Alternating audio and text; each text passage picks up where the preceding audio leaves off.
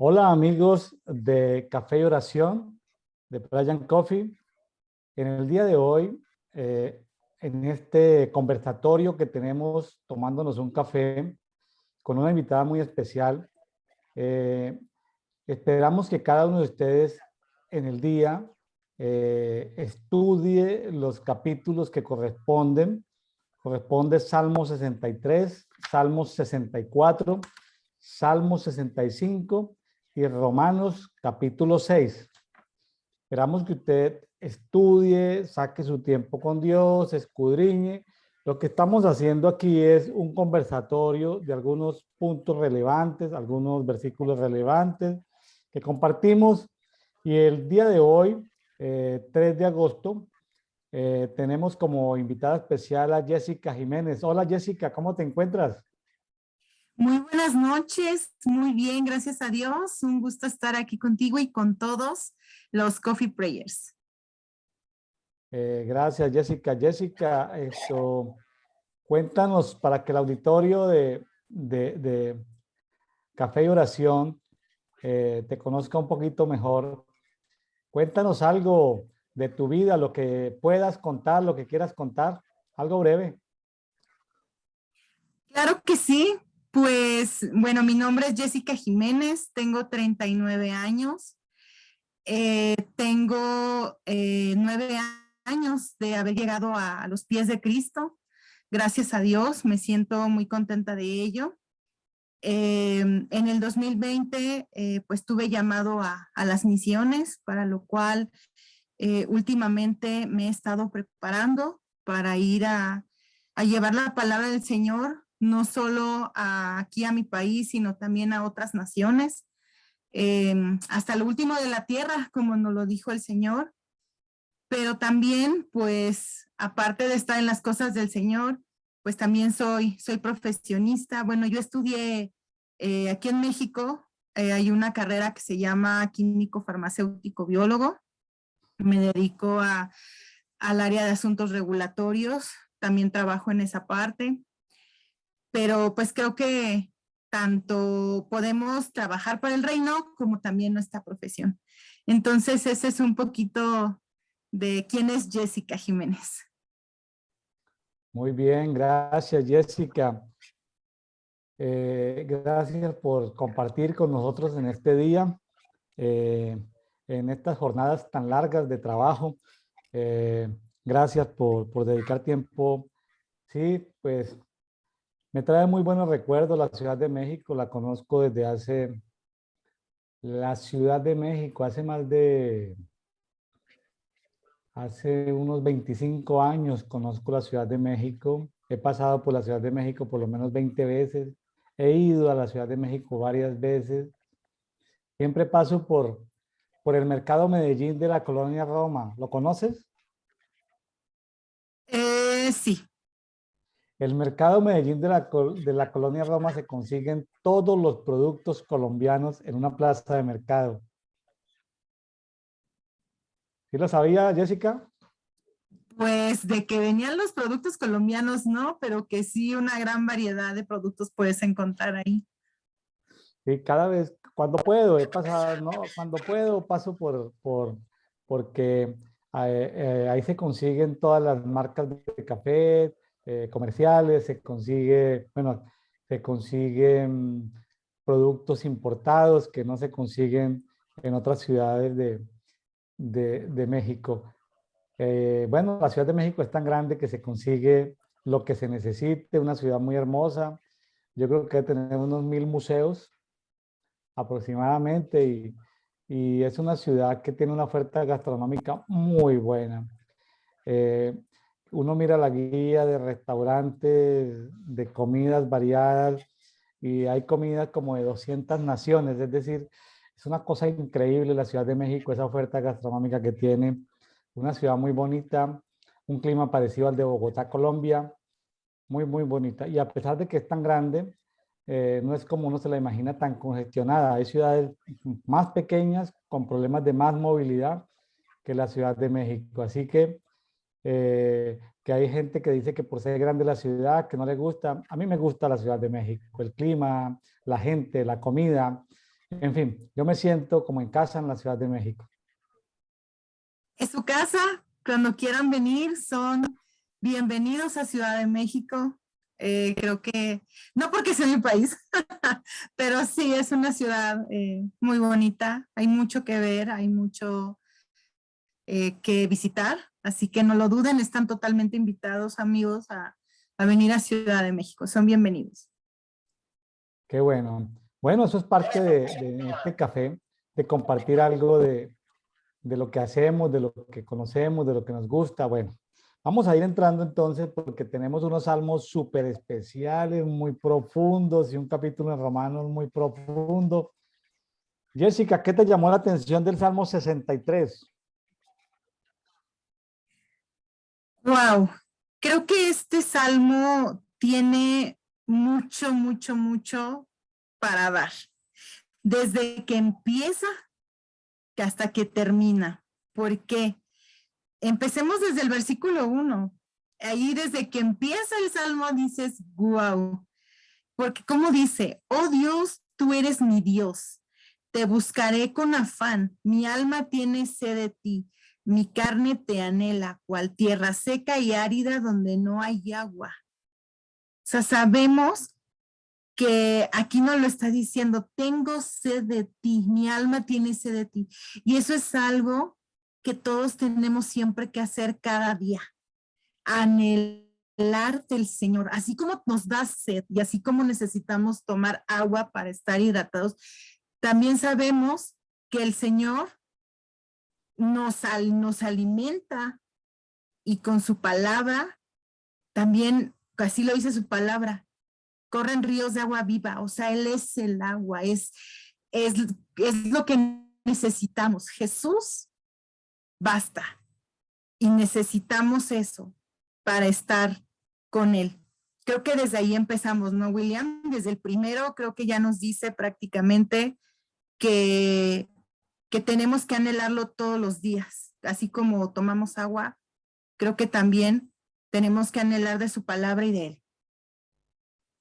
Muy bien, muy bien.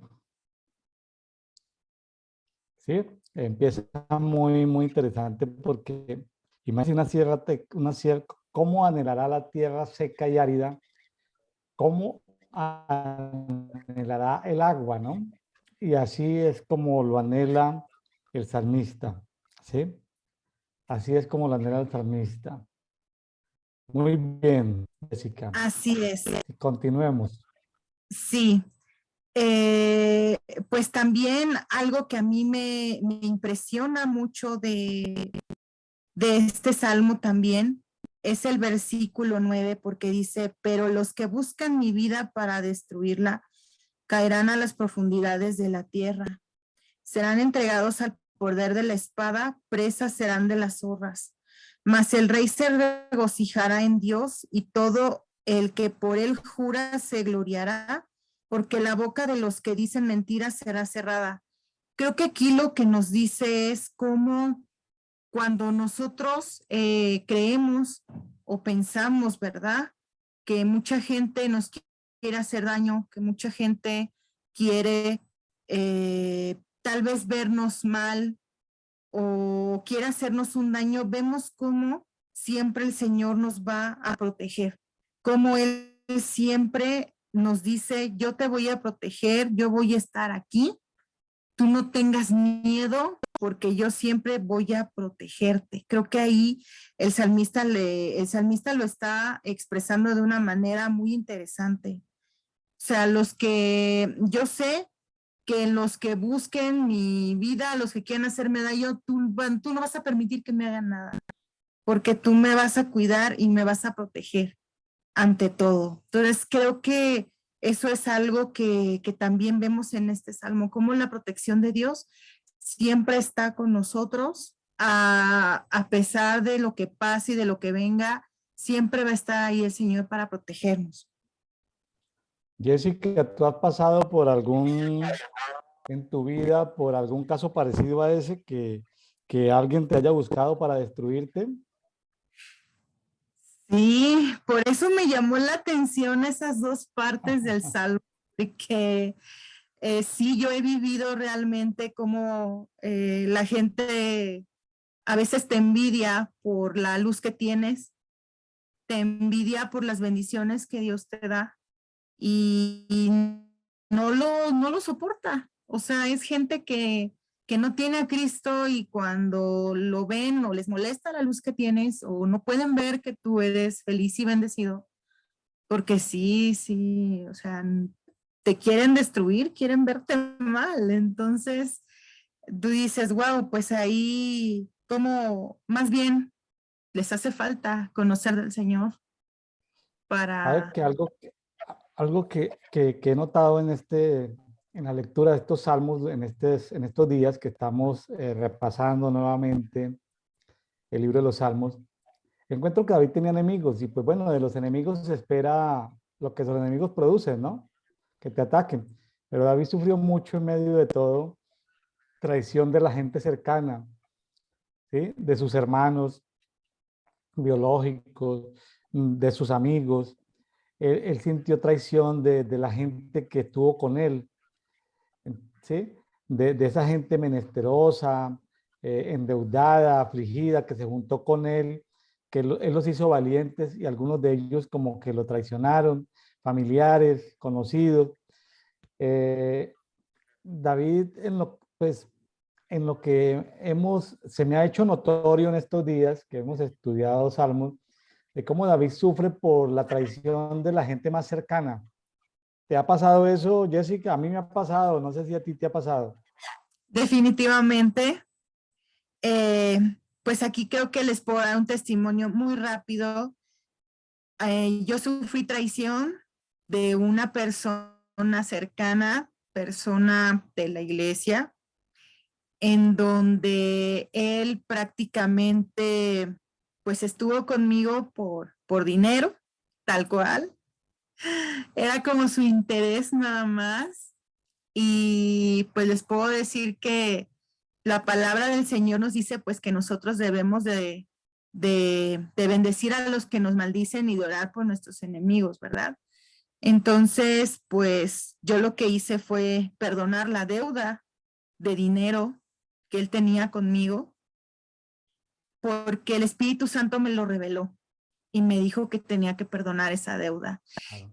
Y es duro porque a veces son las personas que tú confías, que crees que van a estar contigo, pero pues yo lo que hice fue aplicar lo que decía la Biblia, perdonar a esta persona y pero a veces es duro, pero cuando entendemos la palabra, pues creo que sí podemos dar perdón a las personas Claro. que nos traicionan y que tal vez Claro. abusan de nuestra confianza. Claro, para los amigos que nos escuchan en Café y Oración, entendiendo el tema del perdón de manera amplia, es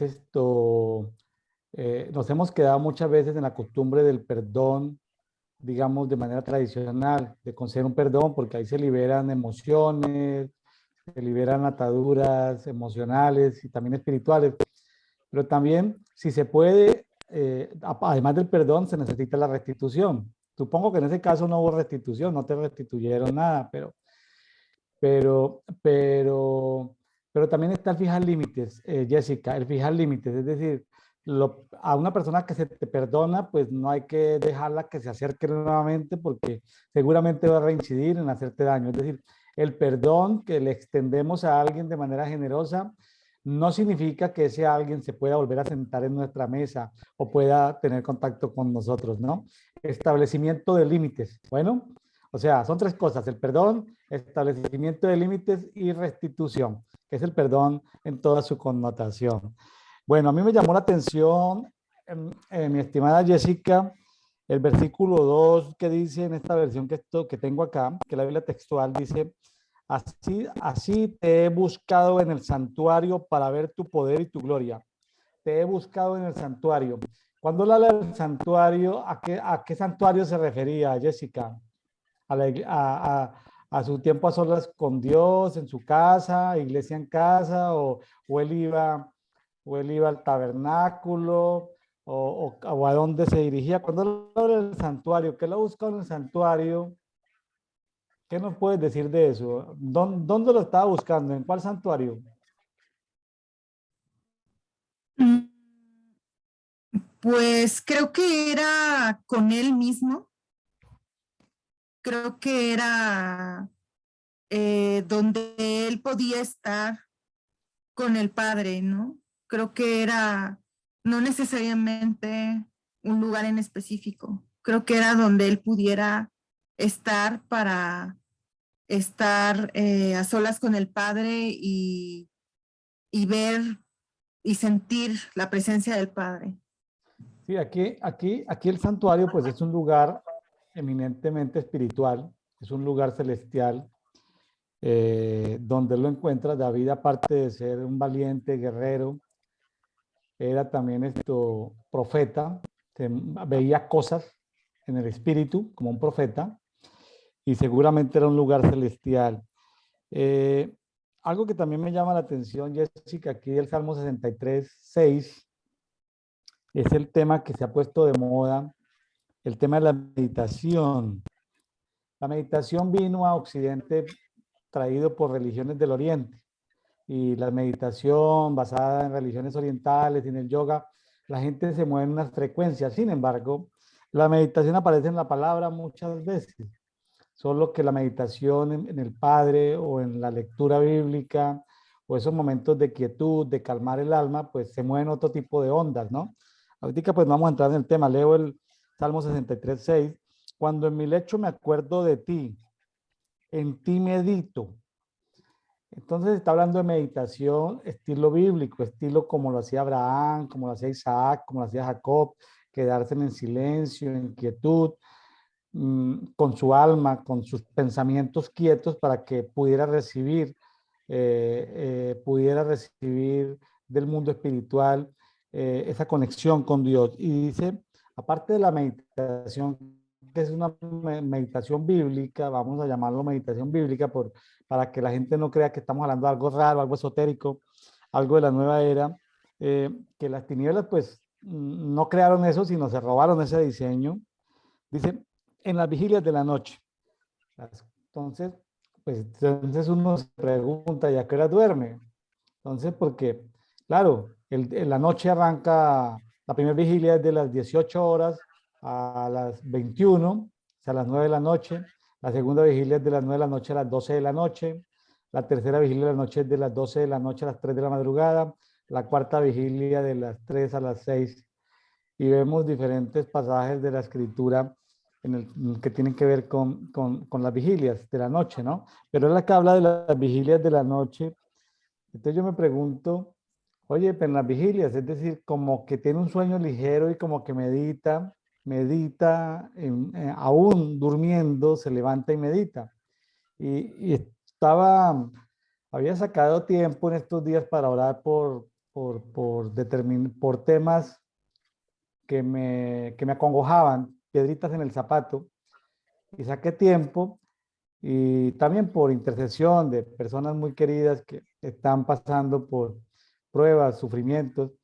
Entonces me despertaba yo varias veces en la noche y y decía, pero ¿por qué me tengo que despertar tantas veces? Y otra vez como que, y me despertaba, pero que había orado en el día. Entonces, hay veces también me doy cuenta, eso me pasaba pues en estos días que estoy dando por esos dos puntos en especial de oración, pero también a veces le pasa a uno que a veces uno cansado con el día laboral pesado y sin embargo el Espíritu Santo le da por despertarlo a uno.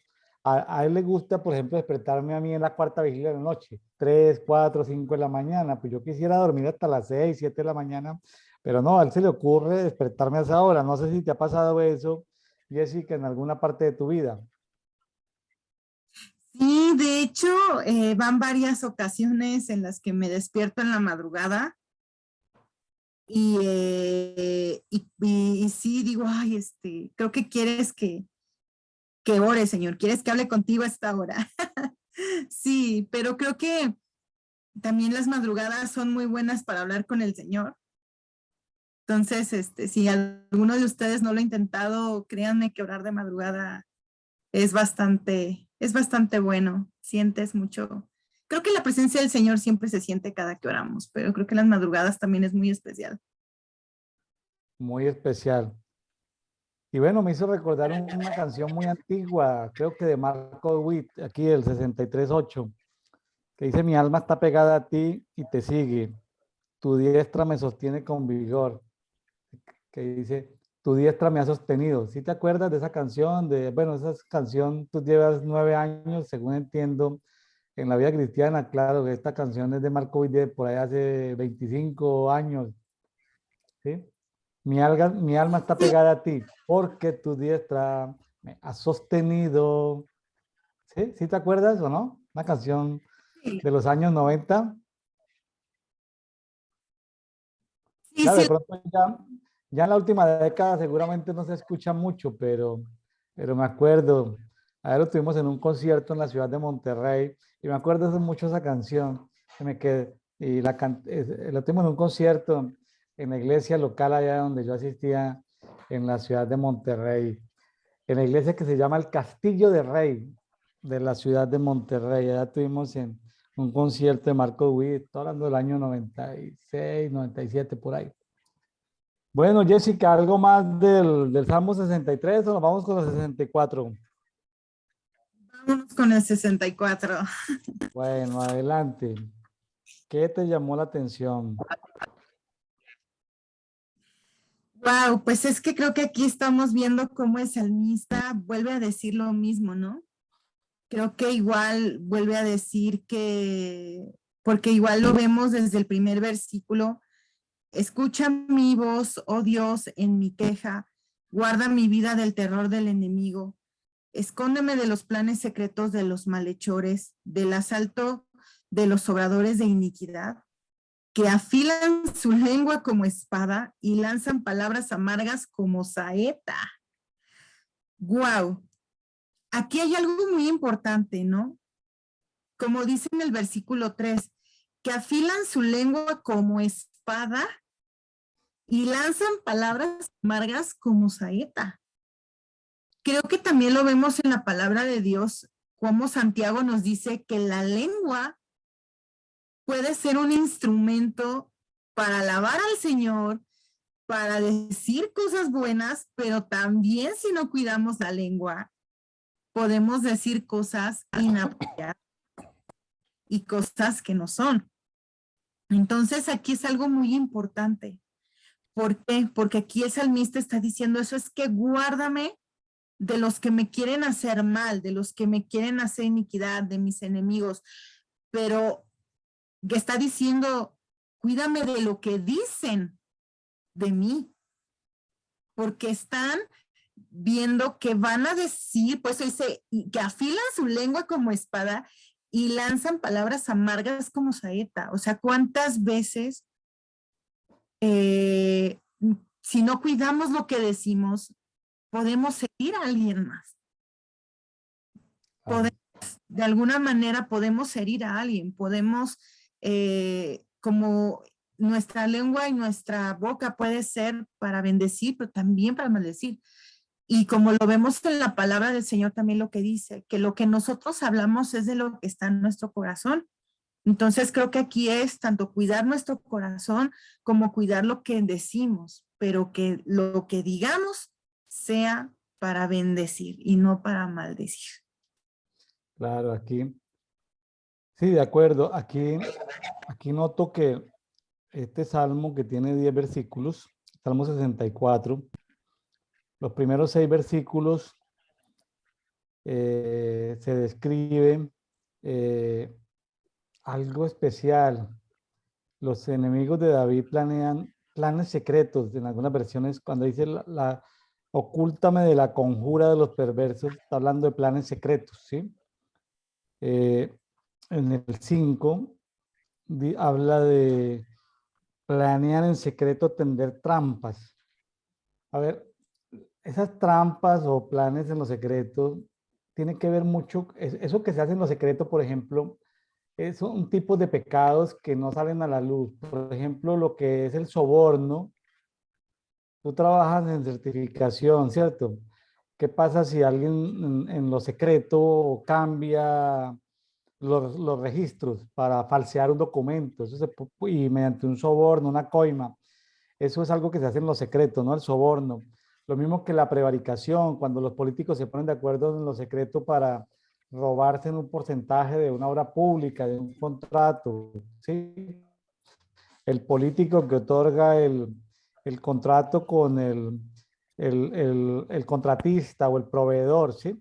Entonces, hay cosas que suceden en secreto, prevaricación, soborno, pero aquí hay una planeación en lo secreto contra David, ¿sí? Hay una planeación en secreto. Eh, ¿Cómo se hace para detectar, cómo se hace para detectar que nuestros enemigos planean hacernos daño en secreto, Jessica? Por ejemplo, ¿tú cómo sabes en este momento que tus enemigos están planeando en secreto hacerte daño? Creo que yo lo que he visto es que lo podemos ver con las actitudes, con el comportamiento que tienen, pero creo que también el Espíritu Santo nos ayuda mucho a sentir ese tipo de cuestiones.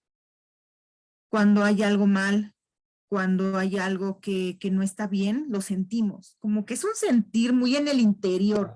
No sé cómo explicarlo, pero a mí me ha sucedido que es algo muy en mí que me dice, algo no está aquí bien, algo está pasando.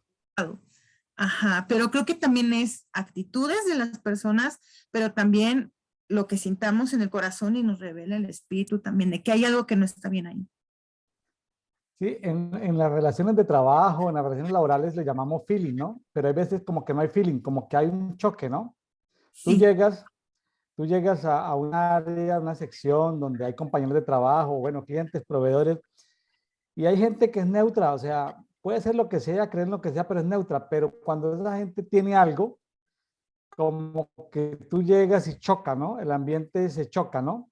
Y sí, si te tocan, o sea, como que lo que tal vez dijiste al principio, la luz que hay en ti choca con la oscuridad que hay en esa persona o en esa área o en esa empresa. Entonces, a veces, voy a decirlo con mucho cuidado y hay que saberlo entender para no sacarlo de contexto, a veces el ser luz en medio de las tinieblas trae sus problemas laborales.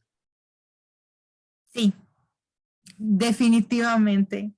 Sí, sí, sí, o sea, es que sí, es como somos luz y brillamos, hay algo. Es como les digo, no sé qué pasa, pero sí es como un choque y tú lo sientes porque realmente sí se siente. Pero nosotros que estamos en el Señor, decimos, creo que hay que orar por ellos porque hay algo que necesitan y necesitan conocer de Cristo. Entonces, pues sabemos que el Señor está ahí, sabemos que por más que quieran afilar la lengua, que por más que quieran afectarnos, no lo van a hacer porque el Señor nos cuida y nos protege. Yo he trabajado, Jessica, en temas de detección de fraudes y para mí es muy fácil detectar el fraude en una empresa. O sea, yo llego y fácilmente lo vuelo, lo percibo, dónde está. Es decir, eso es así, pero claro, como yo tengo que cobrar una consultoría, pues no lo puedo decir así a la primera, ni decir que el Espíritu Santo me guió o por alguna habilidad espiritual que tengo, un don, pues sí, tengo que entonces pedir registros, pedir formatos, pedir cosas, mirar, auditar procesos, auditar resultados, pero, pero uno, es decir, cuando uno desarrolla esas habilidades, digo habilidades entre comillas, ¿no? Los que, los que más esto han caminado con el Señor sabe que estoy hablando de dones, ¿sí? O ministerios. O, entonces, qué interesante ver que cómo esos dones le sirven a uno también en la parte laboral, ¿no? De poder uno detectar dónde huele mal, ¿no? Dónde huele mal en las empresas, ¿sí? Entonces, claro, la prevaricación, a veces las cosas ocultas son difíciles de encontrar, pero uno puede orar, ¿no? Y los amigos que de Café de Oración que nos están escuchando, si tú estás en una empresa tú y tienes que ver con un trabajo de supervisión, de auditoría, sí, sencillamente decir, Espíritu Santo, ilústrame, muéstrame, ¿sí? ¿Dónde puede haber oscuridad en esta empresa? ¿Dónde hay cosas ocultas? ¿Dónde hay cifras que no cuadran? Registros que no cuadran. Y vas a encontrar, o sea, no te vas a demorar mucho, ¿sí? En encontrar, claro, si ese es tu trabajo, ¿sí? O si eres dueño de empresa, pues mucho más, tienes que cuidar tus intereses. Bueno, y también en relaciones de pareja, de noviazgo, los que están en noviazgo, pues activen esos dones para preguntarle al Espíritu Santo qué hay detrás de esa persona, ¿no? Caras vemos, a veces corazones no sabemos y a veces como que hay cosas muy evidentes, pero que la gente que está en un proceso de enamoramiento, eh, eh, como que pasa por un proceso de enseguecimiento, ¿no? Y no quiere ver lo que todo el mundo está viendo o quiere negarse a una realidad, ¿sí? Entonces, eso es importante. Eso es importante el poder aquel punto, como los 6 primeros versículos de este Salmo 64, hablan de como de cosas ocultas en lo secreto. Hay que sacar lo que está debajo del tapete, ¿no? Hay que exponerlo, hay que exponerlo, ¿sí?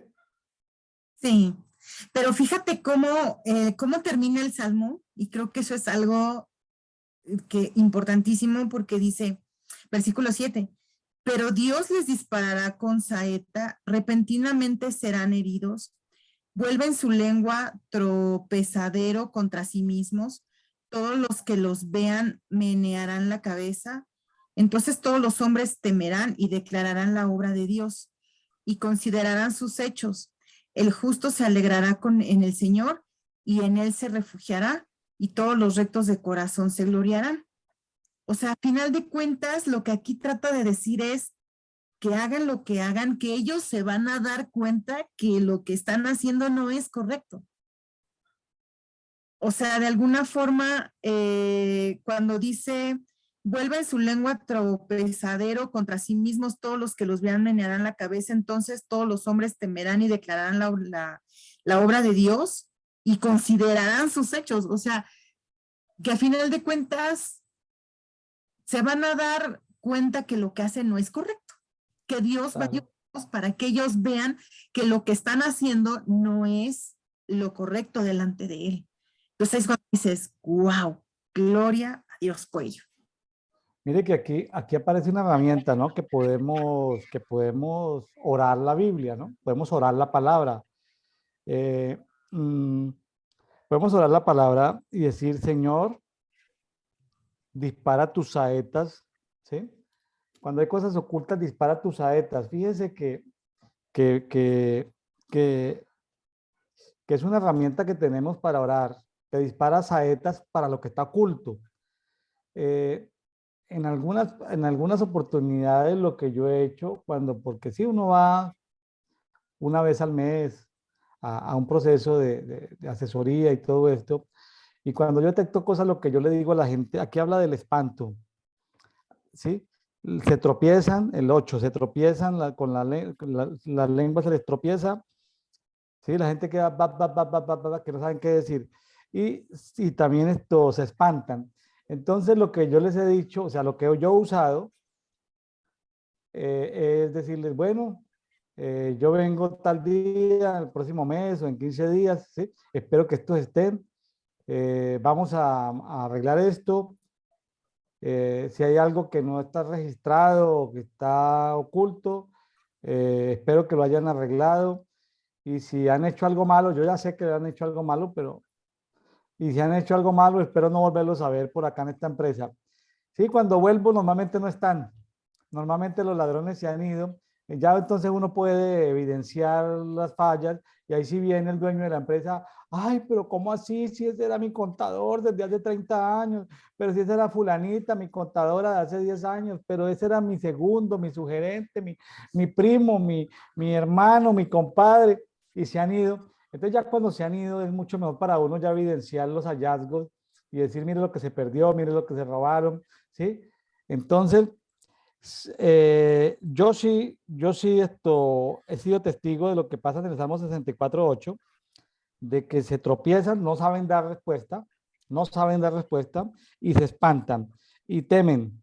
Entonces, pero aquí hoy, 3 de agosto, estoy ganando con una herramienta más que es decirle al Señor, Señor, ante la prevaricación que es oculta, ante el soborno que es oculto y ante los planes perversos que son ocultos o ante la corrupción que es oculta, decirle al Padre Eterno, a Elohim, dice aquí en mi Biblia, dispara tus saetas, dispara tus saetas. Él disparará sus saetas, ¿sí? Seguramente algunos la podrán ver en el espíritu, otros no lo verán, pero sea como sea, que lo vea, que no lo vea, él dispara sus saetas porque le estamos orando conforme a Salmo 64, capítulo 8. Perdón, Salmo 64, versículo 8. Entonces mire que esa es una perlita que yo encuentro hoy, voy a anotar aquí, para, para postear este versículo de oro, ¿sí?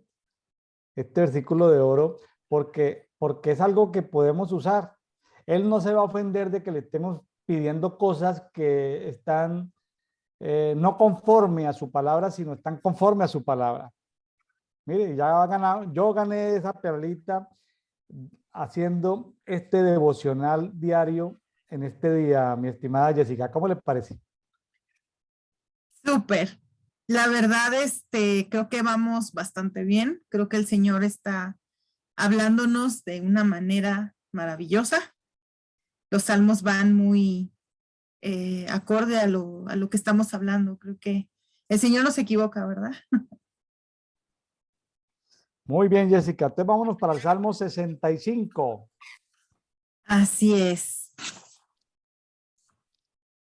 Sí, pues aquí este salmo, pues creo que como lo dice, ¿no? Nos resalta la generosidad de Dios que tiene con nosotros todos los días, cómo Él nos ama, nos perdona. Wow, es que aquí hay mucho que mencionar, pero simplemente desde que empieza, ¿verdad? Versículos 1 al 4, desde ahí ya podemos ver, dice, silencio habrá delante de ti y alabanza en Sión, oh Dios. Y a ti se cumplirá el voto. Oh tú que escuchas la oración, hasta ti viene todo hombre. Las iniquidades prevalecen contra mí, mas nuestras transgresiones tú las perdonas. Cuán bienaventurado es el que tú escoges y acercas a ti para que moten tus atrios. Seremos saciados con el bien de tu casa, tu santo templo. Pues aquí lo que me llama la atención es cómo el Señor nos perdona, ¿verdad? Cómo vemos cómo Él siempre, eh, aunque nosotros fallemos por alguna ocasión, Él siempre está ahí para perdonarnos. Él siempre está para escucharnos. Creo que si en alguna ocasión tú has pensado que el Señor no te escucha, que horas y horas y no te responde, pero créeme que sí te escucha. Cada que tú oras, cada que tú pides algo, cada que estás delante de Él, Él te escucha y te va a responder en el tiempo que es. Pero también cada que nosotros vayamos y oremos y estemos delante de Él, siempre pidámosle antes que todo, pues perdón si hemos fallado en algo, porque pues creo que Él siempre va a estar con los brazos abiertos para recibirnos. Sí, este salmo tiene unas perlitas ahí medio escondidas. Dice en el Salmo 65:2, oh tú que escuchas la oración, a ti vendrá toda carne. Ese a ti vendrá toda carne es algo profético, es algo profético que estaba viendo David, porque toda carne vendrá a él. Está hablando de que toda carne vendrá a Jesucristo.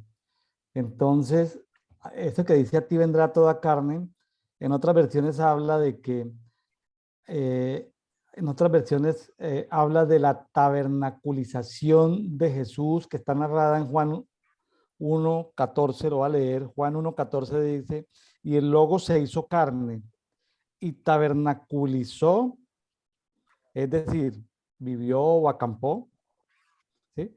Se tabernaculizó entre nosotros y contemplamos su gloria. Gloria como el unigénito del Padre, lleno de gracia y de verdad. Entonces, eso de que a ti vendrá toda carne es algo profético, de que toda carne tendría que venir a Él. ¿Por qué tenemos que venir a Él? Porque, porque Él se tabernaculizó. Y donde dice en el 3 que dice, pero tú mismo harás expiación por nuestras transgresiones,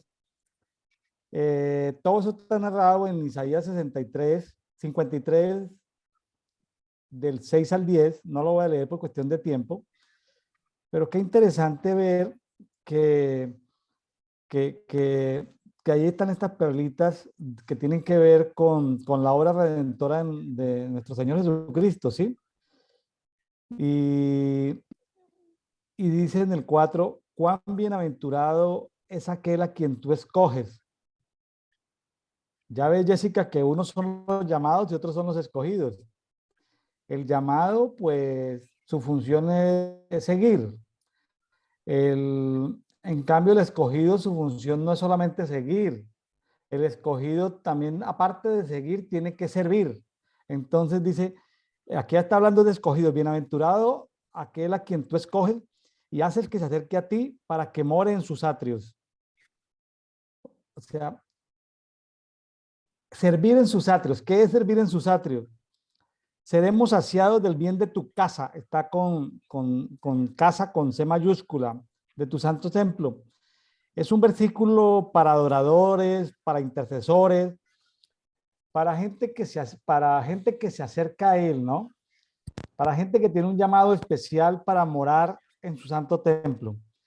O sea, muchos son los llamados, ¿sí? Los llamados siguen, pero menos o pocos son los escogidos. Los escogidos siguen y sirven. Hay un tercer nivel que son los fieles y un cuarto nivel que son los verdaderos. Pero bueno, aquí está hablando de ese segundo nivel que son los escogidos. Escogido para adorar, escogido para interceder, ¿sí?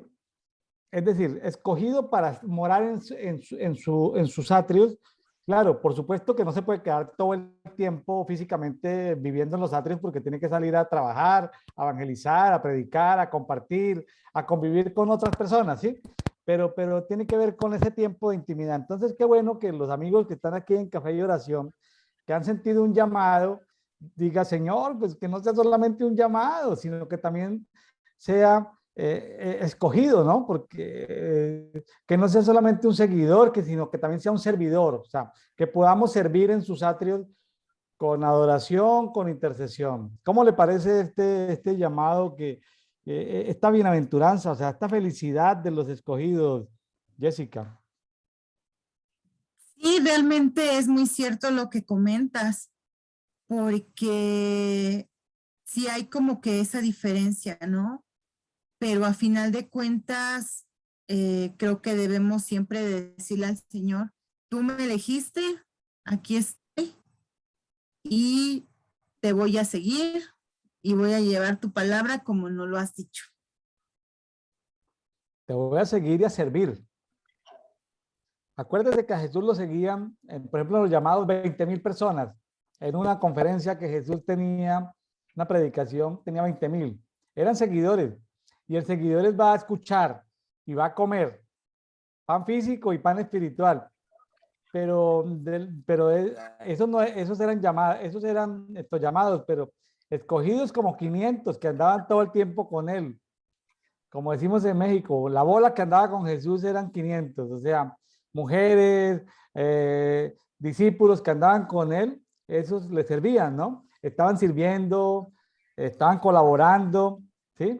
Entonces ya son servidores. Bueno, que es diferente porque el servidor no espera solamente comer pan físico, comer pan espiritual, sino también espera, por ejemplo, Jesús ahí andaba, hay un grupo de mujeres financiadas en el ministerio de Jesús, entonces ahí tenía sus financiadoras del ministerio y también tenía los 70 esos que mandó de dos en dos a evangelizar, ¿sí? Los comisionó como misioneros, como lo que hablaba de que había recibido un llamado a las misiones, esos que iban de dos en dos echando fuera demonios, sanando a los enfermos, predicando el evangelio del reino, el evangelio de la salvación, ¿sí? Etcétera, etcétera. Ese grupo. Entonces, ¿qué más encontramos en este Salmo 65, mi estimada Jessica? Pues creo que también hay algo muy bonito en el versículo 7, pero leemos desde el 5 para continuar. Dice, con grandes Bueno, prodigios nos respondes en justicia, oh Dios de nuestra salvación, confianza de todos los términos de la tierra y del más lejano mar. Afirma los montes con su poder, ceñido de potencia, el que calma el rugido de los mares, el estruendo de las olas y el tumulto de los pueblos. Por eso los que moran en los confines de la tierra temen tus obras. Tú haces cantar de júbilo a la aurora y al ocaso. Creo que cuando dice que el que calma el rugido de los mares y el estruendo de las olas, yo lo veo como cuando hay algún problema o alguna situación complicada en tu vida. Cuando hay cuando tú piensas que no le ves salida a alguna situación, ¿no? Que es algo complicado, que es algo difícil. Creo que el Señor tiene el control y Él siempre va a, va a dar la solución a cualquier problema que tú tengas. Por eso dice así, que Él calme el rugido de los mares y el estruendo de las olas. O sea, que Él, sea cual sea tu problema, sea cual sea tu situación, Él siempre te va a dar la solución y no te va a dejar solo en el problema en el que estés, sea enfermedad, sea económico, sea familiar, de lo que sea, creo que el Señor siempre te va a dar la solución a tus problemas y va a calmar la tempestad que haya o que estés pasando en este momento. sí, así es. Mire, Jessica, que aquí en la Biblia que yo tengo aquí, Biblia textual, Salmo 65, en el versículo 8, dice, no habla de obras, sino habla de portentos. Dice, por eso los que habitan en los últimos confines temen delante de sus portentos. Tuve la oportunidad de estudiar con un equipo de evangelistas de Costa Rica el tema portentos. El tema portentos es como un milagro grande. El tema portentos es algo es algo, o sea, no es un milagrito pequeñito. Por ejemplo, que Dios te sane el dolor de un ojo, pues es una sanidad, ¿sí? Pero que que una persona no tenga ojos y que mediante una oración le aparezcan ojos, se le creen ojos nuevos, es un portento, ¿sí? Que una persona no tenga un riñón, ¿sí? Porque, y que se ore y que luego le tomen la radiografía y le aparezca otro riñón, eso es un portento. Entonces, se hablaba pues de que en el evangelismo eh, hay circunstancias donde la manera de poder eh, llegar, por ejemplo, en una población, tú llegas a una población en Guatemala, a donde vas, y tú vas a evangelizar, y tú puedes evangelizar de puerta en puerta, bueno, de acuerdo al equipo que vayas, de acuerdo al nivel de revelación que tengan, a los recursos, o pueden hacer asuntos en los parques, pero si tú vas y te presentas con el brujo del pueblo, con el chamán del pueblo, y haces un portento, ese chamán del pueblo se encarga de que todo el pueblo llegue a los pies del Señor. ¿Me hago entender? El chamán del pueblo tiene que ver un portento. Es decir, un portento es que si le hace falta una pierna, tú ores por el chamán del pueblo y le salga la pierna, ¿sí? O se le esté muriendo un nieto y tú ores y sane el nieto. Es decir, en los países musulmanes,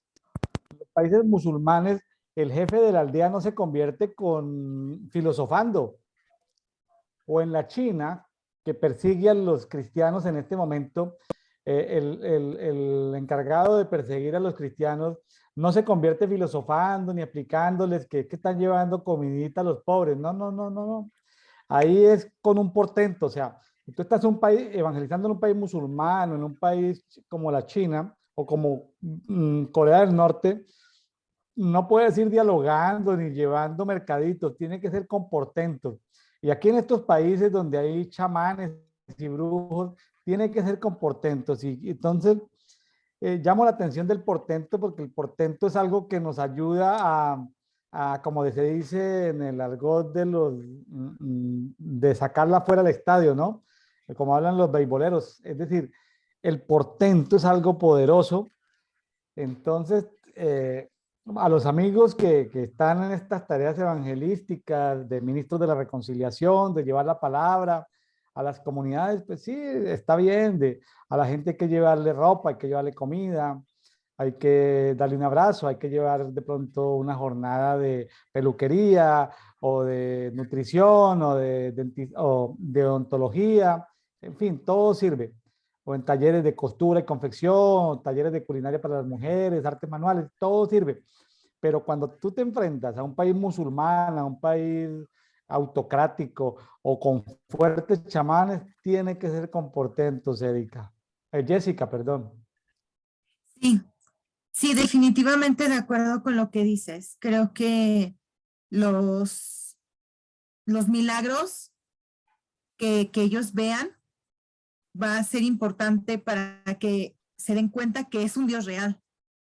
Y ahora sí que para mí la palabra portento es nueva, no la conocía. Muchas gracias, William. Y creo que muchos de los que nos están viendo tal vez tampoco la conocían, pero qué aportación tan grande nos has hecho, porque ya es, como nos comentas, algo más arriba.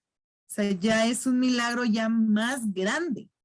Que Cristo lo puede hacer, sí, pero ya sí es de plano, ve lo que hace el Señor, ¿no? Yo por ahí conté, yo tengo experiencia de un portento, una vez que me tocó en un pueblo en Colombia, una ciudad, no, en un pueblo, no, una ciudad mediana, Yopal, Casanare, Colombia.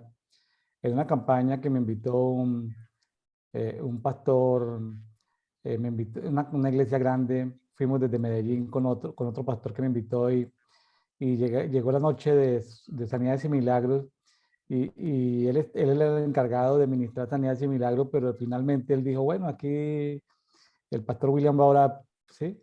Y yo pues no tenía ese ejercicio y lo primero en la fila era una niña que le faltaba un brazo.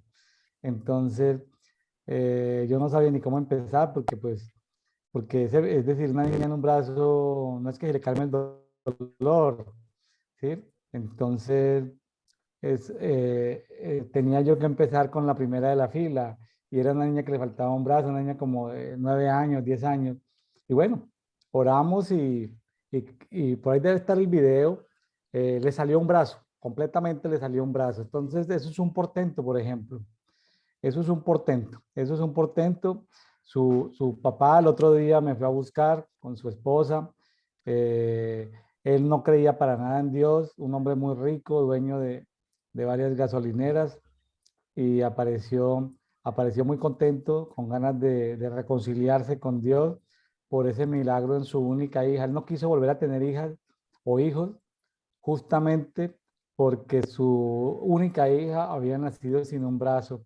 Y mire qué bonito el Señor, o sea, yo no me imaginé que yo fuera a salir de instrumento, pero eso es un portento, por ejemplo.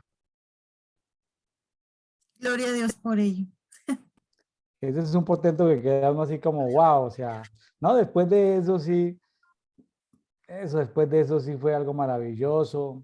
Ya los cojos, ya un nivel de fe donde ya los cojos caminaron, los ciegos vieron, los mudos hablaron, o sea, ya eso fue facilito, eso fue comillas, pan comido, ¿sí? Interesante aquí también en el 8 habla en esta versión, dice, tú haces alegrar las puertas de la aurora. Tú tienes, como dice ahí, el 65.8, la segunda parte, aquí dice, tú haces alegrar las puertas de la aurora. Aquí dice, tú haces cantar de júbilo a la aurora y al ocaso. Tú haces cantar de júbilo. Sí, tú haces cantar de júbilo a la aurora y al ocaso. Fíjese que hace como unos 3 o 4 años hubo un movimiento muy grande porque hace 800 años un personaje llamado Francisco de Asís, empezó a meditar y a hacer toda una revolución y a entrar en contacto con la naturaleza. Entonces, pero luego la iglesia dominante de la época tapó todo ese avivamiento tapó todo ese avivamiento que hubo en 1220 por allá, hace 800 años, lo tapó y se robaron, es decir, apagaron todo ese movimiento de reforma que tenía que ver con la naturaleza.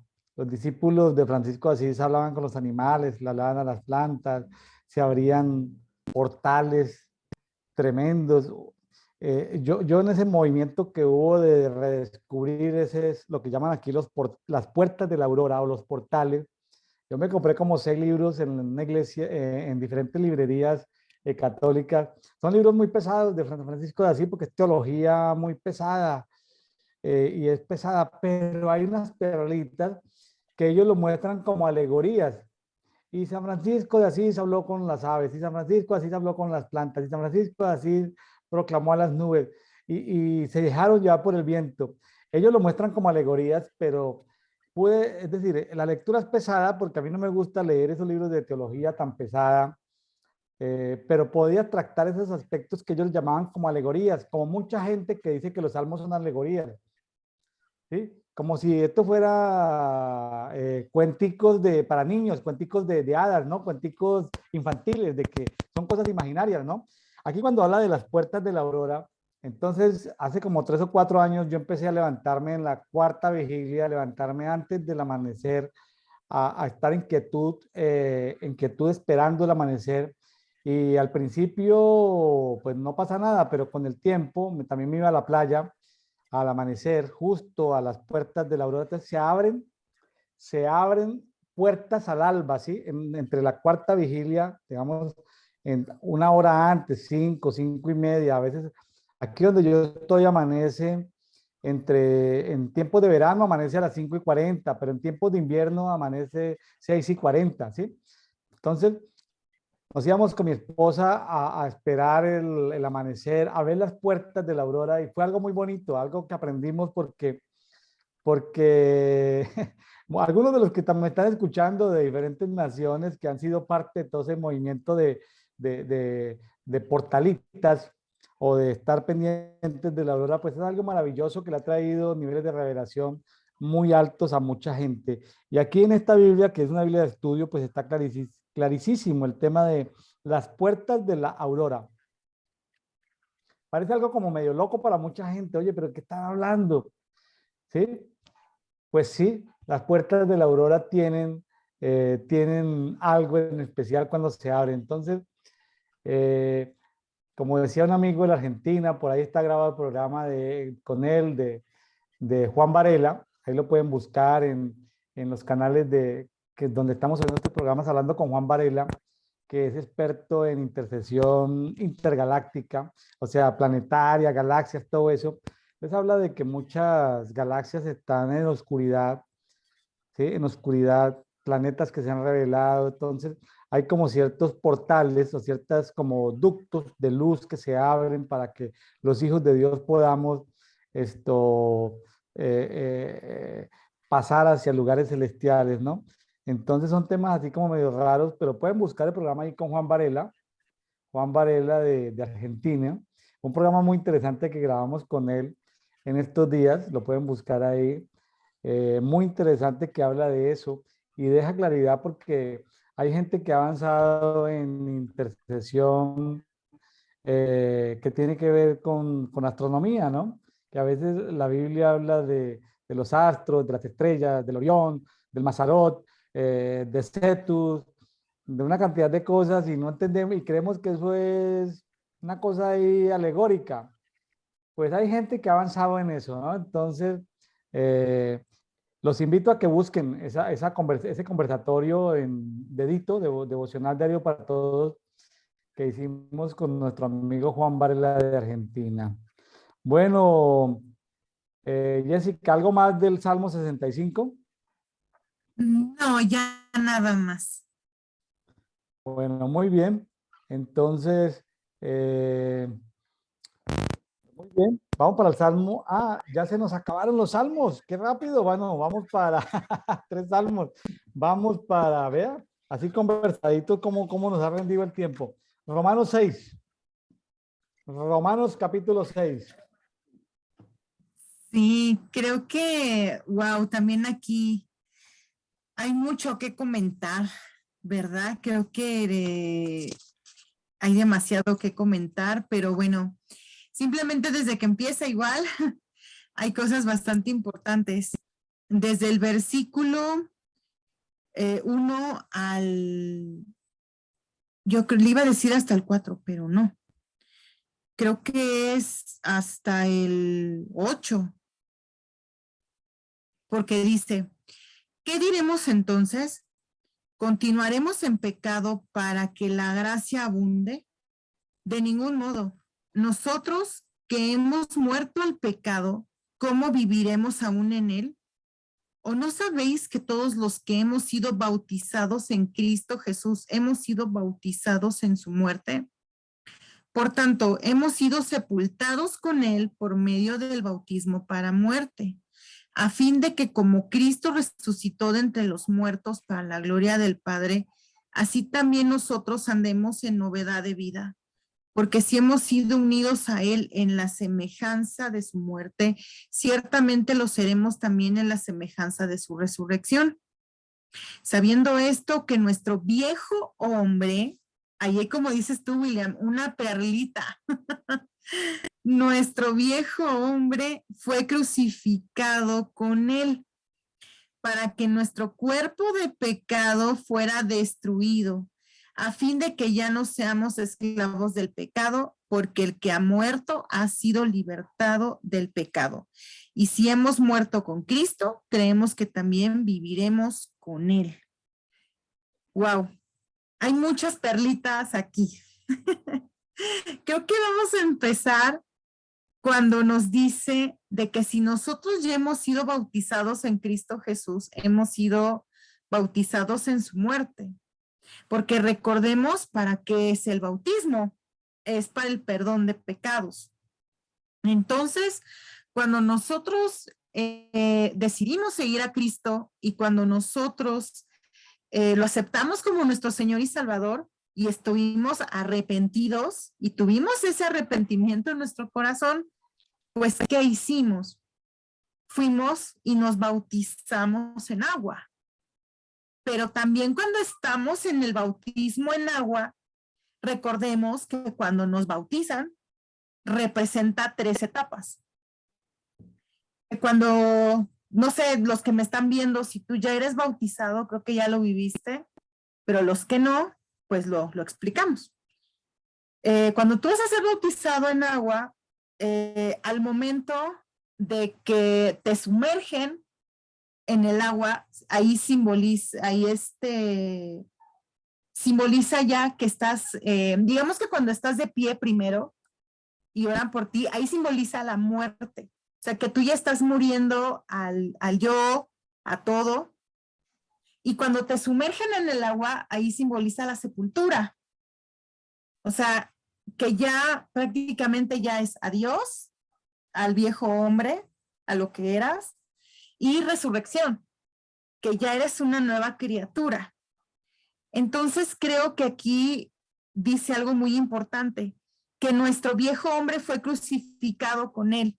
Entonces hay ocasiones en las que no ha muerto el viejo hombre y a veces todavía queremos, ay, es que no sé, no lo quiero decir que hagamos lo que queremos porque no, pero a veces no queremos, o a veces no queremos aceptar la voluntad de Dios y todavía sigue el yo en nosotros.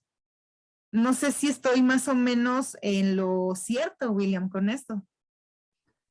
Este capítulo 6 de Romanos, como todo el libro de Romanos, es muy profundo. Cada verso casi que hay que, casi, por ejemplo, en el caso mío, lo estoy leyendo en Biblia Textual 4, pero lo tuve que leer en otras versiones para poderlo digerir mejor. Aquí yo recomendaría para este Romanos 6, por lo menos en el día de hoy, me costó mucho trabajo la lectura en Biblia textual, y lo tuve que leer en Palabra de Dios para Todos, PDT, y en la TLA. traducción lenguaje actual, porque lo habla de manera sencilla y clara, ¿sí? Aquí no se está hablando de cosas profundas, digamos, de nombres específicos de Dios, porque estas Biblias de estos lenguajes actualizados, PDT, Palabra de Dios para Todos, traducción lenguaje actual, nos ayudan a entender mucho esto. Por ejemplo, cuando dice en el 6.1 que si pecamos, y pregunta que si pecamos para que Dios nos perdone más. Entonces, pues no, nosotros no pecamos para que Dios nos perdone más, pero fíjense que en eso ha caído mucho a la iglesia católica, la iglesia carismática y la iglesia evangélica tradicional ha caído mucho en eso. Cada 8 días la gente se reúne a pedir perdón por los pecados. Entonces, ¿qué tipo de iglesia puede ser esa? Que se reúnan a pedir perdón por los pecados cada 8 días, cuando se supone que el que ya está en Cristo no peca. Ojo, el que está en Cristo ya no peca, se supone, pero la religión ha hecho que la gente viva ahí todo el tiempo, ¿no? En el Evangelio de la Salvación.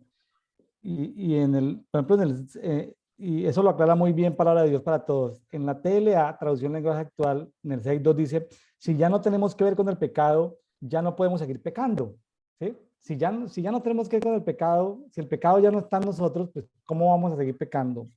Y en el 6.3 dice que los bautizados nos unimos a Jesús en su muerte. Claro, bautizados en agua nos unimos a Jesús en su muerte. Claro, pues nosotros no sufrimos los dolores de la muerte, ¿no? Porque la muerte, pues a Jesús le trajo mucha aflicción. Nosotros lo que sentimos es ahí, es un pequeño refrigerio. Si el agua está fría o está tibiecita, eso no. Pero fíjese que en la India nos contaban misioneros que han ido a la India, y ya que te gustan las misiones, esto, Jessica, o tienes llamado a las misiones, ¿cómo te parece que en la India los hindúes no se oponen a que alguien acepte a Jesucristo? Es decir, la fórmula popular de los evangélicos, oración de salvación, que la gente acepte a Jesucristo. Los hindúes no se oponen a eso. Que un familiar asista a una iglesia, no se oponen a eso. ¿Sabe ellos a qué se oponen en la India? Se oponen a que la persona se bautice. Si la persona se bautiza, esa noche antes matan al que va a bautizar. Queman la iglesia, pues el templo, que matan al pastor, bueno, hacen lo que sea. Ellos, si algo les molesta a esas entidades espirituales que se mueven en la India, es, eh, no les gusta que alguien se vaya a bautizar en agua, porque saben que hay cosas en el mundo espiritual que suceden. Ya ven que los yugos se sueltan, las cadenas se sueltan, porque cuando la persona se está sumergiendo en agua, se están rompiendo cadenas, están saliendo de cárceles, hay sanidades, hay un millón de cosas en el mundo espiritual, que el mundo espiritual las entiende, y por eso es que los que practican el hinduismo se oponen tanto a que una persona se bautice en agua. ¿Cómo le parece eso, Jessica? Sí, es que realmente recordemos que en la India hay mucha persecución de cristianos. Realmente allá hay mucha idolatría. Ellos se basan mucho en dioses, ellos se basan mucho en astrología. Entonces, sí, realmente allá hay mucha persecución. De hecho, recordemos que está la ventana 1040 y la India es parte de los países de la ventana 1040, en donde hay mucha persecución, todo lo que es Medio Oriente, todo lo que es la India. Por eso oremos por ellos, porque sí, todos los que estén allá de misioneros, para que el Señor los cuide y los proteja. Sí, el bautismo en agua tiene, y en este tiempo lo que yo he encontrado alrededor del bautismo es que en los primeros siglos, después de que los discípulos de Juan, por ejemplo, que siguieron en Éfeso, ¿sí? Lo que llaman los padres apostólicos, que hay cierta historia entre el siglo primero al siglo cuarto, en esa iglesia post-apostólica, algo que he encontrado, que es que la gente, los obispos, si llegaba queja a uno de los pastores principales, en esos primeros siglos, de que la persona no había sido sumergida 3 veces en agua, si llegaba esa información, el ministro era destituido. Si había un testigo que decía, sí, él lo bautizó con una sola inmersión, ya quedaba destituido. Eso nos ha hecho preguntar a muchos estudiosos de la Biblia y de la historia, porque ellos sumergían en el nombre del Padre, en el nombre del Hijo y en el nombre del Espíritu Santo. Eso no es común en ninguna iglesia carismática ni ninguna iglesia evangélica, no es común. Entonces, la pregunta del millón es, ¿por qué destituían a un ministro del evangelio en los primeros 3 siglos antes de que la iglesia católica se adueñara del movimiento espiritual y lo apagara? ¿Por qué destituían a un ministro del evangelio que solamente sumergía a la persona una sola vez en el agua, lo expulsaban del ministerio? Muy interesante, no quiero que esto sea un aspecto doctrinal, que nos metamos en contienda, en pelea, simplemente se lo dejo ahí a los amigos que nos escuchan como un dato histórico. Cuando uno se quiere como sacudir y salir y como investigar la historia, uno tiene que hacerse preguntas, ¿por qué lo hacían? ¿Sí? ¿Por qué lo hacían? ¿Sí? ¿Por qué lo hacían? Entonces, y que el Espíritu Santo le hable al que estudia la historia, que la investigue, es decir, aquí no estamos hablando de dogmas de fe, ni de una cosa, ni de la otra, ¿sí? Porque, por ejemplo, hay gente en las cárceles que los bautizan con gotitas de agua, ¿no? Y está bien, ¿sí? Está bien, está bien. Entonces, como lo mismo que encontramos estudiando sobre los temas de bautismo, es que hay personas que en su vida ellos aprovechaban la visita de un ministro que venía, de un padre apostólico que venía a visitarlos, y la comunidad aprovechaba para volverse a hacer bautizar, o sea, lo que podríamos llamar técnicamente hoy en día rebautizarse. Entonces, aparecían como dogmas ¿sí? Como dogmas evangélicos que no se puede decir dogmas. Lo otro que vemos en Hechos de los Apóstoles es que había gente por ejemplo, cuando Felipe fue predicando, que se traspuso, eso es un portento, por ejemplo, trasponerse es un portento. Felipe llegó y le apareció al ministro de Finanzas de Etiopía y estaba leyendo un rollo del libro de Isaías, y él dijo, bueno, pues aquí hay algo, aquí hay un cuerpo de agua, ¿me pueden bautizar? O sea, de una. O como Pablo ahí en la cárcel, que luego hay un temblor y en la cárcel, la diga que estuvimos estudiando Hechos de los Apóstoles, y entonces eh,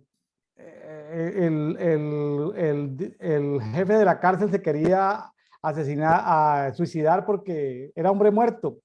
Por lo menos si él se mataba, por lo menos iban a tener piedad de su familia, no iban a matar a su familia, pero si él los dejaba salir, pues lo mataban a él y mataban a su familia. Entonces Pablo le dice, tranquilo, aquí estamos todos. Y él como bautiza de una vez a toda su familia. A veces nos llenamos de tantos dogmas en las iglesias evangélicas que tiene que ser que la persona haya hecho curso de bautismo, que ofrende, que sea buen testimonio y mil cosas más para poder bautizar. ¿Sí? O sea, ahí aparecen muchas cosas que lo que hacemos es, la religión a veces nos hace ponerle trabas al verdadero mover de Dios. Y ahora, no, esto no es un estudio de teología, simplemente tómenlo como un apunte. Como dice el apóstol Pablo, escúchenlo, retengan lo bueno, desechen lo que no les parezca, ¿sí? Este no es un programa de teología, entonces aquí no estamos con los teólogos ni con los filósofos discutiendo esto, sino simplemente es hacer del evangelio algo más práctico, ¿sí? Si tú estás de misiones y la persona se convierte y quiere ser bautizada en el momento, pues bautícela, ¿sí? Bautícela. Si la persona que quiere hacer bautizar al otro día, pues bautícela, ¿sí? No problem, ¿sí? Que tenga que tomar un curso, claro, es muy bueno cuando se puede tener cierta educación cristiana alrededor del tema del bautismo, pero si no se tienen los medios, ¿qué se puede hacer? Bueno, Interesante de todas maneras estas versiones. Me llama la atención esto. Aquí aparece en el 6.13 algo que se llaman instrumentos de iniquidad. Y hay instrumentos, son como vasijas, como herramientas, como tools, ¿sí? Instrumentos de iniquidad. O sea, la persona puede hacer de su cuerpo adicto al pecado, ¿sí? O su cuerpo encadenado al pecado. El que peca es porque está encadenado al pecado, ¿sí? El que peca debería cuestionar su salvación porque si vuelve y peca es porque está encadenado, ¿sí? Entonces, si presta partes de su cuerpo como instrumentos de iniquidad, y ahí habla también de presentar nuestros miembros a Dios como instrumentos de justicia. O sea, aquí es una decisión clara. O nuestro cuerpo, las partes de nuestro cuerpo, ojos, manos, eh, órganos, bueno, todos, o son instrumentos de iniquidad o son instrumentos de justicia. Es la pregunta que nos tenemos que hacer. Qué tremendo, ¿no? No hay dónde perdernos. Si estamos unidos a Jesucristo en su muerte y en su resurrección, como dice aquí Romanos 6, que estamos unidos en su muerte y en su resurrección. ¿Correcto? ¿Estamos de acuerdo, Jessica? De Si estamos acuerdo. unidos en su muerte y en su resurrección, entonces los miembros de nuestro cuerpo no deben ser instrumentos de iniquidad, deben ser instrumentos de justicia. Qué bonito eso, ¿no le parece? Muy hermoso y creo que la palabra es muy clara. Creo que simplemente el ejemplo que les puedo poner son nuestras manos. Simplemente cuando nosotros vamos a orar por alguien que tiene alguna necesidad, ¿qué hacemos? Lo tocamos, pedimos por su sanidad, pedimos porque el Señor haga el milagro. Y creo que nuestras manos son hermosas porque velas, o sea, ahora sí que te invito a que veas tus manos. Son bonitas, ¿no? El Señor te da unas manos hermosas, pero que tus manos sean usadas para, para ministrar, para, para sanar, pero que siempre estén limpias, que no, que no estén sucias. Siempre cuidemos eso y que todos los miembros de nuestro cuerpo también, porque igual la palabra del Señor lo dice, ¿no? De nuestros ojos, que si no cuidamos lo que vemos, también nuestros ojos, o sea, por ahí entran, ¿no? O vemos cosas que no son adecuadas o no son apropiadas. Entonces aquí lo dice muy claro y lo engloba, que todo nuestro cuerpo, pero si lo vemos también en Mateo, menciona lo de los ojos, menciona que los cuidemos. Entonces sí es muy importante cuidar nuestro cuerpo entero para la honra y la gloria del Señor y no pecar más con él. Sí, y también esa misma disyuntiva la plantean en el 6.16. En el 6.16, Romanos 6.16, se habla de que tenemos dos opciones: pecado para muerte u obediencia para justicia. ¿Sí? ¿Cómo dice ahí en tu Biblia el 6.16? Dice, ¿no sabéis que cuando os presentáis a alguno como esclavos para obedecerle, sois esclavos de aquel a quien obedecéis, ya sea del pecado para muerte o de la obediencia para justicia? Correcto, solamente tenemos dos opciones: pecado para muerte o obediencia para justicia. En el 6.18 casi que vuelve a repetir lo mismo: somos libres del pecado o esclavos de la justicia. ¿Cómo dice ahí? Y habiendo sido libertados del pecado, os habéis hecho siervos de la justicia. Siervos de la justicia. Y el 6.19 también vuelve otra vez: o somos esclavos del pecado o somos esclavos de la justicia.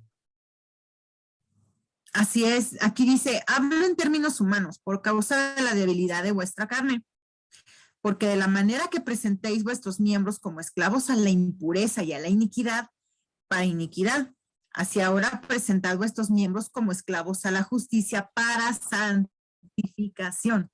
¿Qué nos está diciendo ahí? Tú ya tienes que vivir en santidad y ya no tienes por qué estar en el pecado. Claro, claro. La persona que ha muerto en Jesucristo y ha resucitado en Jesucristo, se le hace imposible pecar. Voy a decirlo de una manera como un poco comillas. Aunque quiera pecar, se le hace imposible pecar. Y no es un juego de palabras, porque ya no está dentro de ese sistema espiritual de muerte y de pecado. Como no tiene nada que ver con la muerte y con el pecado, Entonces, sencillamente, sin hacer ningún esfuerzo, que dice, ay, pastor, es que a mí me es imposible, no, está en un sistema está enredado ahí con el pecado y con la muerte, está enredado.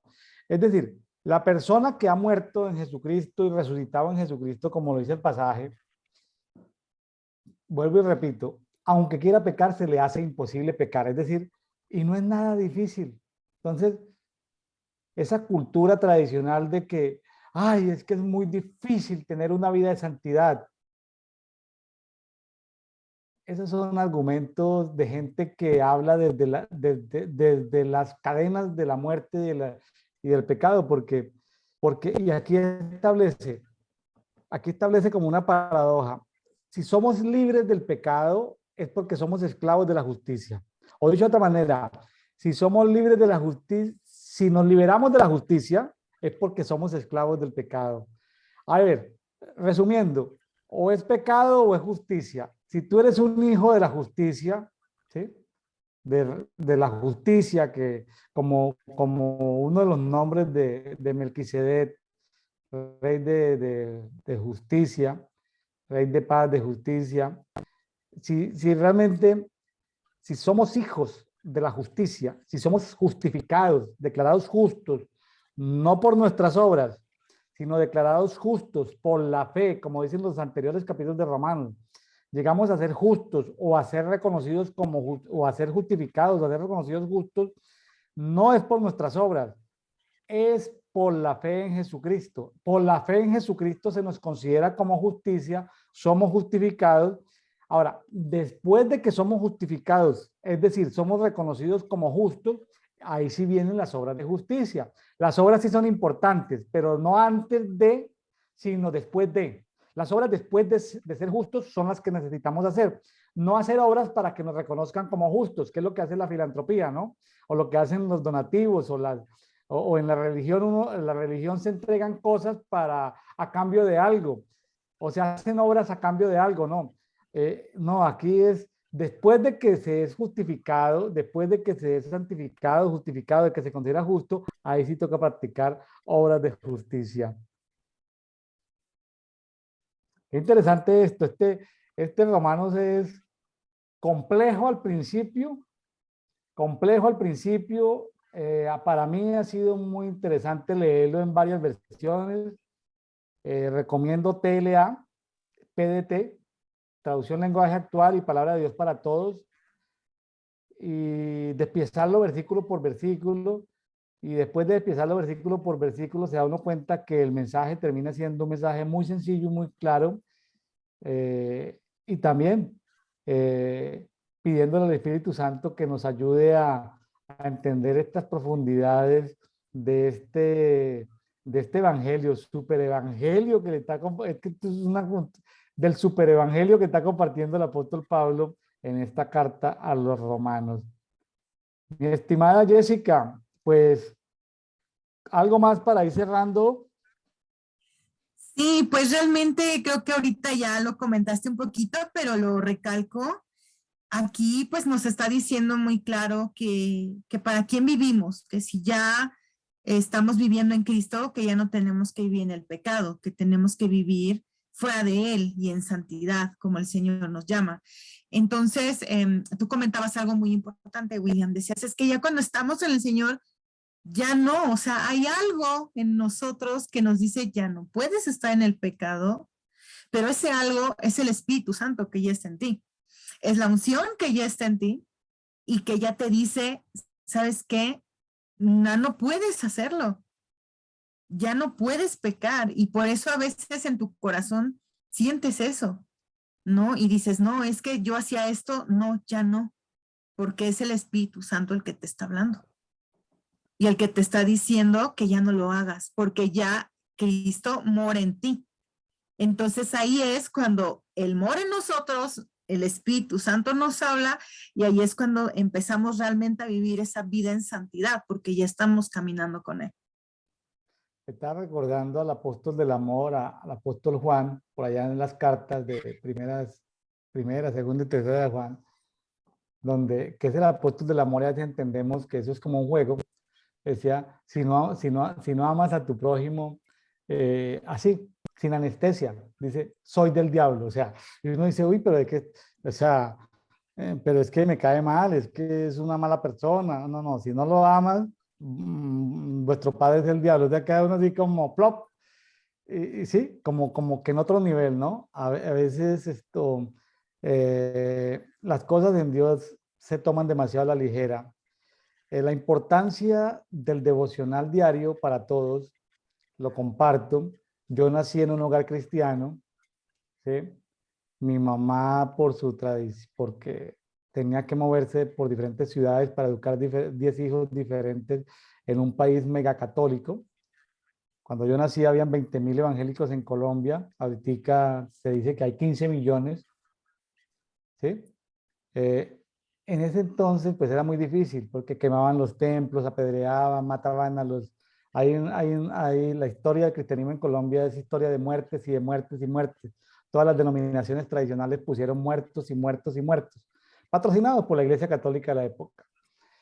Entonces, era muy difícil todo esto de hacer iglesia y todo esto. Entonces, mi mamá parte de ella tenía iglesia en casa, biblioteca en casa, escuela en casa, industria en casa, ella le daba empleo a mujeres. Entonces, yo lo he contado varias veces, pero a los 8 años ya me había hecho leer la Biblia 5 veces.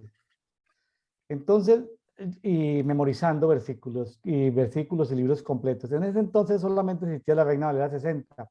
Afortunadamente, en los últimos años, pues han salido muchas versiones ya actualizadas por los rollos del Qumran, esos rollos que descubrieron el siglo pasado y que han actualizado muchos versículos, que no lo tiene actualizado Reina Valera 60. Entonces, pues en ese tiempo era pura Reina Valera y entonces yo me aburría demasiado en las escuelas dominicales, como los maestros de escuela dominical hablaban de un versículo, y yo como joven me aburría en esas predicaciones, en esas enseñanzas de los pastores, como tenía que viajar en diferentes ciudades por mi trabajo como ingeniero en diferentes ciudades, me aburría que el pastor gastara 45 minutos, que gastara una hora y que solamente hablara de 2, 3 versículos, echara un poco de chistes, hablara de 3 versículos. En cambio, leyendo la Biblia en un año, asegura uno por lo menos en una semana, asegura uno leer por lo menos 20 a 25 capítulos de la Biblia. Es muy diferente leer uno a la semana, alimento para su espíritu, 25 capítulos. Es muy diferente leer 25 capítulos que ir a una iglesia cada 8 días a escuchar medio capítulo, un salmo o a escuchar 3 versículos. Entonces, eh, entonces en esta nueva ola que tenemos los maestros de la palabra, queremos insistir que se haga ese esfuerzo de por lo menos leer la Biblia en un año para que cuando una persona lea a la semana 25 capítulos, eh, a la vuelta de 3 o 4 meses le van a parecer aburridores todas las predicaciones que escucha, porque es la nota sin esencia, es como esos consomés que no tienen sustancia, ¿sí? Entonces, es decir, ya tú quieres algo mejor. Entonces, y eso te hace como tener más vitaminas para evitar vientos de doctrina diferentes, ¿no?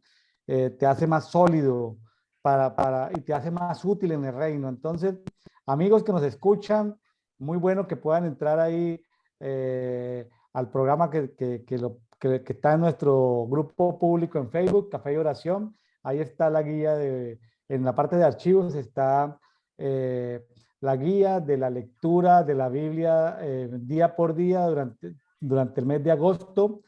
Esa guía está sacada de la guía de la Biblia de las Américas. Léalo en la Biblia de las Américas, Biblia textual, Biblia traducción lenguaje actual. Léalo en la versión que quiera, Palabra de Dios para todos.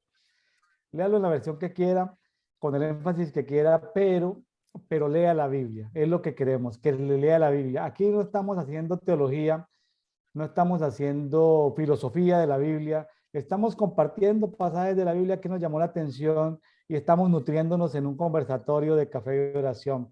Jessica, de mi parte, pues muchas gracias por el esfuerzo en medio del día a día, el trabajo, los horarios extendidos, la gran ciudad de México, el gran estado de México, que son 50 millones de personas ahí todo lo que es esto, la congestión de la ciudad y del estado de México. De mi parte, Jessica, muchas gracias por haber compartido con nosotros y gracias por, por su interés en compartir. Y bueno, todos estamos aprendiendo de la palabra del Señor. Cada vez que nos exponemos a la palabra del Señor, decimos, wow, no me había visto esto, no había encontrado esto nuevo me resalta. Yo cada vez leo la Biblia menos como alegorías, o sea, entendiendo que es una realidad lo que dice ahí, menos poesía, más realidad. Y el que me lo plantea como alegoría, el que me lo plantea como poesía, es porque seguramente, escasamente habrá leído la Biblia una sola vez en su vida, o habrá leído parcialmente la Biblia, o estudiará la Biblia transversalmente buscando temas o buscando predicaciones. Pero pues uno entre más profundiza se da cuenta que menos alegorías hay, menos poesía hay y más realidad hay. O sea, el mundo espiritual es más real que el mundo natural. Por eso tenemos que acostumbrarnos a vivir en sobrenaturalidad, que lo sobrenatural sea nuestra verdadera forma natural de vivir. Jessica, muchas gracias. Muchísimas gracias a ti, William, por esta oportunidad. Creo que a pesar de del todo el vivir de la ciudad, el tráfico y demás, pues creo que primero está el reino y un placer para mí aprender tanto de ti como de la palabra del Señor, de todo lo que estudiamos hoy. Y pues a todos los que nos están viendo, pues bendiciones. Espero que esto haya sido de bendición para tu vida. Seguramente la palabra de Dios no vuelve a él vacía. Es algo que nosotros a veces no entendemos, pero penetra hasta lo más profundo de nuestro ser, saca tinieblas por ahí ocultas, que a veces tenemos áreas por ahí que no las hemos expuestos a la luz, pero aparecen cositas. Y bueno, que la luz, que la luz de la palabra nos alumbre a todos, espíritu, alma y cuerpo. Bendiciones para todos. Nos vemos el día de mañana en Devocional Diario para Todos. Bendiciones. Bendiciones para todos.